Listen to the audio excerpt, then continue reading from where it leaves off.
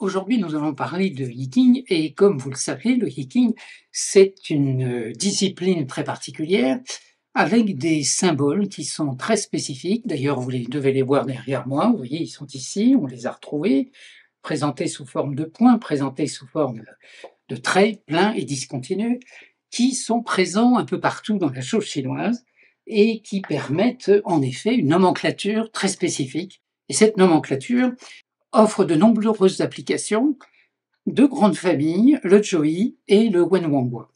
Alors, c'est pour ça que je parle de deux formations possibles, et dans le cadre du Cercle synergique de l'Ouest, on propose deux formations. Une formation pour des gens qui n'ont pas vraiment compris l'usage premier du Yiking, qu'on appelle le Zhouyi, celui qui est le plus facile, celui qui est le plus aisé, celui qui n'est pas très facile non plus à interpréter dans les moindres détails, mais qui permet à certains de passer toute leur vie à étudier, à traduire et à présenter des documents qui sont profondément utiles pour le Zhouyi, c'est-à-dire de pouvoir, à partir du calcul d'un hexagramme, interpréter, égard à une question qui a été posée, quelles sont les indications, les conseils qui ont été donnés. Alors, le Zhouyi est surtout influencé par Confucius, qui a beaucoup participé, mais bien d'autres aussi, mais de comprendre que ces 8 trigrammes, ces 8 lignes qui sont dessinées avec des traits pleins et des traits discontinus, eh bien, servent à beaucoup de choses. Donc, dans cette première formation qui s'appelle Yiking et que nous avons présenté sous forme, vous nous donne des petits documents pédagogiques comme ça, le numéro 1 et le numéro 2, qui permettent de suivre un peu un cours pour être en mesure de comprendre ce qu'est globalement cette systémique à usage très intéressant dans de nombreuses disciplines. Et dès qu'il est question de la chose chinoise, on peut penser que nous, on a en Occident des chiffres et des lettres. En Orient, ça doit être la même chose, mais pas du tout. C'est que d'abord, ils n'ont pas des lettres, ils ont des idéogrammes. Et un idéogramme, ça veut dire qu'à l'intérieur de ce caractère, de cette écriture, il y a en effet, suivant le titre d'un livre que j'aime aussi beaucoup, les traits qui forment le caractère, les traits qui servent à écrire un idéogramme, qui forment le caractère, qui expliquent, mais vous voyez les différentes acceptions. Ça, c'est pour le Zhouyi. Alors, vous rentrez dans un livre, plus ou moins gros, plus ou moins jaune ou rouge, comme vous le voulez, ou d'autres influences, simplistes ou beaucoup plus élaborées, et vous tentez, grâce aux informations que ces livres contiennent, le Zhouyi, d'interpréter une forme de réponse qui a été donnée à une question qui est posée. Alors, ne me parlez pas de divination, c'est pas du tout ça dont il est question. La chose chinoise est beaucoup plus complexe que ça. La chose chinoise a toujours une lecture spatio-temporelle et dans les parties les plus anciennes de la chose chinoise, on en reparle dans les cours du premier cours, en tous les cas, celui sur le Zhouyi, de l'historique, et il y a des ouvrages qui ont été édités dans le cadre du Cercle synergique de l'Ouest, dont un premier très intéressant, Études sur l'origine du Yiking. Vous trouverez ça sur mtc-books.com dans la rubrique CSO édition, un certain nombre de documents, dont celui-là qui était vraiment un livre très fondateur. Quand je l'ai adressé à mon prof de médecine chinoise, André Faubert, il m'a répondu assez rapidement en me disant « Merci pour cet ouvrage ». En tous les cas, il m'a tenu éveillé pendant une longue partie de la nuit, ce qui ne m'était pas arrivé depuis fort longtemps. Voilà, on sera élogieux pour l'auteur de ce livre, qui n'est autre que mon ami depuis 42 ans, Cyril Javary. Alors ça, c'est le Zhouyi. Et la présentation que je voudrais faire aujourd'hui, c'est surtout pour vous parler que j'ai une autre passion qui est celle du Wenhuanguo. Alors voilà une image qui est très très intéressante. Pourquoi? Parce qu'elle fait voir d'abord les fondateurs qui ont participé activement à cette mise en place de l'ensemble de ces connaissances. Et si vous regardez bien, eh bien, ont été mentionnées d'autres informations sur pour chacune des lignes de chacun des 8 trigrammes qui composent cette organisation, sur en quelque sorte 2 roues, une qui est fixe et l'autre qui va tourner, qui va permettre en effet, alors qu'il y a 2 roues de 8, de présenter les 64 hexagrammes. Parce que quand on interroge, l'important c'est en effet de poser la question, et parfois il faut poser bien comme il faut la question, mais pour les Chinois, il y a toujours cette interrogation de se dire à quel moment pose-t-on la question? Parce que le Yiking est une chose, mais les Chinois ont toujours eu cette lecture spatio-temporelle, et M. Tong Xiaosheng, qui a été mon prof de Bazhou pendant très très longtemps, et qui m'a initié aussi au Feng Shui, répétait toujours, n'oubliez pas, les Chinois n'ont jamais séparé l'espace du temps. C'est-à-dire que tout ce que nous faisons à un moment précis s'inscrit dans un espace-temps. Et pour comprendre cet espace-temps, il y a une discipline qui s'appelle le Batzeu, qui permet de dire qu'avec 10 informations énergétiques du ciel, les troncs célestes, c'est la voûte céleste qui tourne et qui nous donne le temps qui s'écoule dans la journée, une année, une saison, qualité énergétique différente. Donc, bois, feu, terre, métal, eau, voilà, c'est de là où on tire ces informations. Et puis, il y a l'objectivation sur le sol dans 12 directions qui vont conduire à avoir 12 systèmes méridiens, d'avoir une organisation feng shui où on a devant nous avec 3 fenêtres, dans une maison avec 3 fenêtres devant, 3 derrière, 3 à gauche, 3 à droite, c'est-à-dire sud devant, à gauche, l'est, ouest, ce qui va faire 12 orientations et de structurer le ciel et la terre avec des troncs célestes branches terrestres. Ça veut dire qu'au moment où on fait un calcul et qu'on définit un hexagramme, il s'inscrit dans un espace-temps spécifique. Alors c'est ça qui va être intéressant, c'est que, eu égard à la photo dont je vous ai fait part, eh bien ça va nous permettre, entre autres, de pouvoir rentrer dans une série d'hexagrammes qui vont être classés, puisqu'ils vont être classés. Par exemple, vous voyez, dans ce document-là, on les classe en fonction justement de grandes familles, de grands palais, avec un qui est principal, celui-là c'est le palais de Thiene, et donc il y en a 8 qui vont être classés avec des caractéristiques spécifiques, celui du chef de clan en quelque sorte, le chef de la famille, et qui va nous permettre de décrire des informations pour chacune des lignes qui composent chacun des trigrammes d'un hexagramme que l'on va prendre comme référence. En voilà un exemple. Vous avez donc une page telle qu'elle est composée. Vous avez un premier hexagramme qui va être celui de l'interrogation. On retrouve les traits, mais on voit qu'il y a plein de choses. Certaines lignes vont évoluer, on va en avoir un deuxième, mais on va avoir plein d'autres informations qui, en fonction justement de l'interrogation, vont nous donner des précisions. Alors, les précisions sont intéressantes. Pourquoi? Parce que on va trouver, à titre d'exemple, qu'il y a une première information qui est marquée sur une des lignes du premier hexagramme. Cette ligne-là représente la personne. Ce deuxième idéogramme représente les autres intervenants, le monde, la situation ou l'autre personne, si toutefois c'était interpersonnel. Déjà, ces deux informations sont profondément utiles parce qu'on va regarder la ligne, la force des lignes, la nature, la place, c'est de comprendre si on est à sa place ou on n'est pas à sa place. Quelle est la place de celui qui est, ou la situation pour laquelle on tente de comprendre ce qui se passe. On va avoir d'autres informations qui sont données par un binôme. Un tronc céleste, une branche terrestre, la nature de la branche terrestre en éléments. On va regarder comment justement ces couplages s'organisent et de la première ligne à la quatrième, de la deuxième à la cinquième, de la troisième à la sixième, comment tout ça, ça s'organise. Ensuite, on va avoir les membres de la famille. Alors les membres de la famille, ce qu'on appelle les 10 immortels en Batzeu, c'est là où on se rend compte qu'en effet, eu égard à la question qu'on pose, on va regarder les lignes puisqu'il y en a 6, si elles sont dynamiques, actives, si elles évoluent, de quelle nature. Mais quelle est la réponse? Et les 10 immortels, c'est quoi? C'est la place de nos parents. Est-ce que nos parents sont là? Est-ce qu'ils nous aident? Quel apport? Est-ce qu'ils sont prêts à nous répondre? Est-ce que c'est eux qui vont nous répondre? Donc plus âgés que nous. Même tranche d'âge que nous, fratrie, frères et sœurs, les gens du même âge que nous, nos amis, nos proches. Peut-être que c'est là qu'on aura une réponse. Plus jeunes que nous, nos enfants. L'autre information très intéressante, c'est la place du conjoint, de la richesse, toutes les formes d'enrichissement. Là, on aura aussi des indications. Est-ce que cette ligne-là reçoit cet enrichissement favorablement, pourquoi, etc.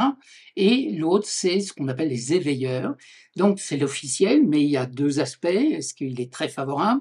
Est-ce qu'il nous stimule un peu? Ou est-ce qu'au contraire, c'est lui qui va nous poser un problème parce qu'il va nous dire ne va pas par là, ça c'est dangereux. Ça peut être éveilleur de quelque chose, mais pas forcément simplement.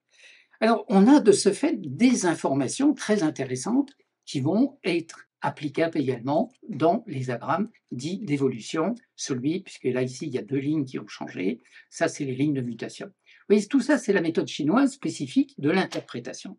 Et puis, de l'autre côté, eh bien, il y a d'autres informations. Parce que, première chose, l'interrogation se fait à un moment précis d'un binôme du jour, nomenclaturé de 1 à 60, comme on l'a en permanence sur le calendrier. Vous voyez, aujourd'hui, nous sommes aujourd'hui le 5 mars, le 5 mars, voilà la page. on a des informations ici qui sont mentionnées en très grand, c'est-à-dire ici quel est le binôme du jour où nous sommes aujourd'hui, c'est mentionné, écrit en chinois bien évidemment, là ce sont les heures qui vont être là, et qui vont mentionner de ce fait un numéro de 1,60 qui va nous dire, voilà, le binôme du jour, il est de telle nature. Bien, quelle influence ça va nous donner? Eh bien, ça, ce sera mentionné ici par les animaux. Il y a 6 animaux. Évidemment, il y a le tigre blanc, on le connaît, la tortue serpent noir de l'hiver, le dragon vert du printemps, l'oiseau rouge de l'été, mais il y a aussi le serpent, le scorpion. Enfin, il va y en avoir 6 qui chacun vont donner des indications, particulièrement sur les lignes qui nous intéressent, celles qui me représentent, celles qui représentent quelqu'un qui est interrogé, les lignes de mutation, etc. Et on va de ce fait avoir beaucoup d'informations. Mais c'est pas tout, parce que voilà ce qui était l'extrait de ce que je vous ai donné. Aujourd'hui, enfin, cette date-là, une interrogation le 14 mai 2021, à telle heure, on va donc avoir la date de la consultation, tout ça c'est mentionné. Oui, ça c'est la méthode chinoise traditionnelle, hein. On va étudier ça avec des caractères chinois en sinologie. Eh bien, toute cette partie-là qui est mentionnée ici va nous donner des informations. Est-ce que le Tianiguégène, est-ce que le Liu, est-ce que le très favorable est ici, est-ce que voilà, le Guégène, Tianiguégène, il est là, etc. Donc on va convertir la date. Donc pour l'année, on va donc avoir un binôme de l'année, on va avoir le binôme du mois, le binôme du jour, le binôme de l'heure, savoir où sont les Kongwang, parce que les Kongwang, ça veut dire que dans cette configuration par rapport au jour, en fonction du 30 du jour, on va avoir des Kongwang qui nous disent ah, attention, si la branche ze et chou sont quelque part, ah bien, aurait-on des branches ze et chou quelque part? Si toutefois on en avait, on additionnerait cette influence qui veut dire, attention, aujourd'hui, dans la configuration énergétique donnée par ces différentes influences, favorables et moins favorables, M. Tong disait toujours en faveur ou pas en faveur, eh bien, on va avoir des compléments. Voilà. Je ne vous fais pas un cours, je fais une présentation que vous compreniez qu'au moment où on se pose une question, quel qu'en soit le sujet, quelle qu'en soit l'importance, ça veut dire que première chose, on n'est pas en mesure soi-même de répondre à cette question, ce qui est dommage. Parce que jusqu'à présent, toutes les questions ou toutes les configurations dans lesquelles nous nous sommes trouvés, qui nécessitaient qu'on trouve une réponse, une attitude, un comportement, eh bien, on l'a trouvé. Mais là, dans cette interrogation, entre soi et soi, on n'a plus la même clarté. Et pourtant, et c'est là les Chinois vont nous être utiles, et pourtant cette clarté, elle est à l'intérieur de nous. Voilà pourquoi au moment où on va utiliser les outils de cette consultation, on en parlera au moment venu, j'en ai plusieurs à vous présenter et à vous expliquer, eh bien, on est en relation entre soi, et cette citation que Cyril Jarry utilise beaucoup, qui dit, John Gage, le musicien, qui dit quand on jette une pièce de monnaie en l'air, elle retombe sur un réseau. Et là, il faudrait qu'on puisse répondre, et c'est ce qui se passe toujours en fonction de la médecine chinoise, puisqu'on utilise aussi toutes ces connaissances de bilan énergétique dans ce qu'on appelle la chrono-énergétique et où les accords spatio AST, accords spatio-temporels, ça veut dire quelles sont les configurations du moment qui font que là, pour l'instant, vous vous interrogez, ou pour l'instant, vous êtes là en train de vivre une situation avec le thérapeute chez qui vous avez demandé une consultation des méthodes traditionnelles chinoises de santé, et là, il vous fait un calcul avec le calendrier, il vous dit, à ce moment-là, voilà, il y a des points qui sont ouverts à ce moment-là. Il y a une situation particulière, et là, il y a une réponse avec des projections d'énergie en Qigong prophylactique thérapeutique avec vos doigts. Vous mettez les doigts sur ces points dits ouverts, kai chui, comme on dit, pour 2 heures, la séance est ouverte, on se réunit, on est en discussion, on voit quelle importance. Si tout fonctionne bien comme il faut, alors tout se remet en forme et on sort de cette réunion, plus de conflit, plus rien, on sait ce qu'on a à faire et on avance. C'est un peu ça, cette notion. Là, quelles sont les configurations du moment où nous nous posons cette question et on additionne toutes ces informations. Vous voyez que toute la richesse de ce bilan énergétique, que j'étudie déjà quand même depuis bien longtemps maintenant, plutôt 40 ans que je suis dans l'étude, et le calendrier chinois a bien commencé tout au début de mes études, je considérais que le moment était une chose très très importante, et là-dessus, les Chinois ne m'ont pas déçu, ils ont bien expliqué. Alors, le bilan, c'est une de mes spécialités, bien évidemment. Le hiking aussi dans la direction du Joy. 1975, c'est la première fois où enfin j'achète ce livre jaune dont j'avais tant envie et que j'avais consulté chez des amis, mais que je n'avais pas encore en possession. Ça y est, je l'ai, donc ça va bientôt faire 50, enfin 48 ans bientôt. Et puis aussi la rencontre avec quelqu'un qui m'a aussi beaucoup aidé et qui m'a beaucoup encouragé, c'est Iria Otino qui a écrit ce livre, entre autres. Il en a écrit bien d'autres, hein, très très intéressants. Bien dommage qu'il ait quitté tous ces sujets-là, mais il les connaît parfaitement. Il a étudié en Chine beaucoup la médecine, le Bazi, le Feng Shui, le Yijing et le Joyi, le livre de la simplicité, le Yiking taoïste, qu'il a étudié chez Tré Daniel. Et donc, je l'ai rencontré à Paris, on a beaucoup travaillé, on était aussi avec Liliane Tou dans une réunion chez Tré Daniel qui était très intéressante, en 1998 déjà.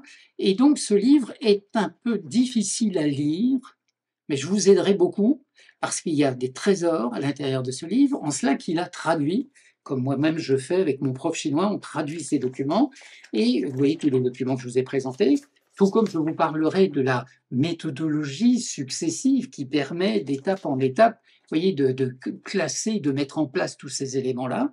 Tout ça, c'est déjà écrit, donc je vous donnerai aussi cet écrit qui permet de relire et de comprendre et de reproduire tout ça comme il faut. Et donc de comprendre que dans ce livre, eh bien, en effet, les Chinois nous ont permis, regardez sur la couverture, déjà, ils nous le faisaient voir, avec toutes ces informations mentionnées. Alors, je pense que je servirai de guide pour lire un peu d'accompagnateur de voyage à l'intérieur de ce livre. J'ai appris beaucoup de choses avec lui. J'ai aussi appris beaucoup de choses avec les textes chinois qu'on traduit actuellement. Voilà le cours que nous allons faire. Alors, un premier cours pour ceux qui ne connaissent pas du tout, et on peut en effet reprendre la totalité de cette présentation, mais celui dont je vous parle et qui va commencer très prochainement, que vous pouvez acquérir aussi parce qu'on va l'enregistrer en vidéo, qui va vous permettre en effet, étape par étape, de voir les différents modules. Et puis il y aura aussi la possibilité, dans le cadre du congrès que l'on fait tous les ans à Tongjen Institute, dans le congrès de formation, oui, on consacrera dans une salle spéciale pour ceux qui le voudront, eh bien Saint-Jacques-de-la-Mer tous les ans, là au mois de février, eh bien 2 jours de formation où l'on sera dans réponse, questions à tout ce que vous n'avez pas compris pendant le cours, et aussi des pratiques d'interprétation de de cette discipline un peu particulière, mais absolument passionnante. Alors, merci beaucoup de votre attention. Vous allez voir un document que vous allez retrouver sur chine.org de présentation de ce cours pour votre inscription. Et puis, on se retrouve donc pour faire ce cours en visio ou en présentiel à Rennes.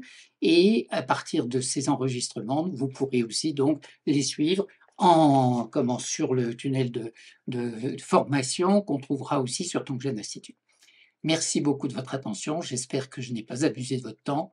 Vous sentez bien qu'il y a une passion qui m'anime dans cette étude et cette joie de le transmettre. Pourquoi? Parce que, en effet, là encore, après avoir étudié la médecine chinoise, le Qigong, le Bazi, Feng Shui, le Yiking maintenant, la méditation, etc., etc., il y a une complétude dans tout ça qui me conduit, et je suis en train de le relire et de le corriger, à faire en quelque sorte une synthèse pour dire que l'ensemble de ces études, des méthodes chinoises traditionnelles de santé, permet à un praticien qui a étudié, qui se passionne pour ces différents sujets, d'avoir des outils qui permettent d'exercer un métier. Et ce métier, c'est le titre du livre que je suis en train de finir de corriger, qui va bientôt être publié, qui s'intitule Psychanalyste taoïste, mon métier. Pourquoi psychanalyste taoïste? Parce que finalement, si je donne une définition de la psychanalyse, au singulier ou au pluriel, méthode qui permettent de retirer en soi ce qui nous empêche d'être heureux. Eh bien, vous voyez, cette étude-là du Wen Wangguo, du Bazi, de la médecine chinoise, des accords spatio-temporels, de la chrono-énergétique, du Qigong, de la méditation, etc. Je vous parlerai aussi de la méditation avec le Sinocube, avec la place des 8 trigrammes dans un cube très particulier. Vous allez comprendre qu'en effet, nous avons la possibilité, entre nous et nous, avec des intervenants qui sont des praticiens, de retirer en nous ce qui nous empêche d'être heureux. Donc, du coup, on va abandonner ce qui nous empêche d'être heureux. Alors, on trouvera une certaine voie de la simplicité. Et c'est pour ça que quand il parle du livre de la simplicité, Iria Otino comment, édité chez Trait Daniel, eh bien, oui, allons vers cette simplicité et cette simplicité, même si elle doit passer par beaucoup d'études.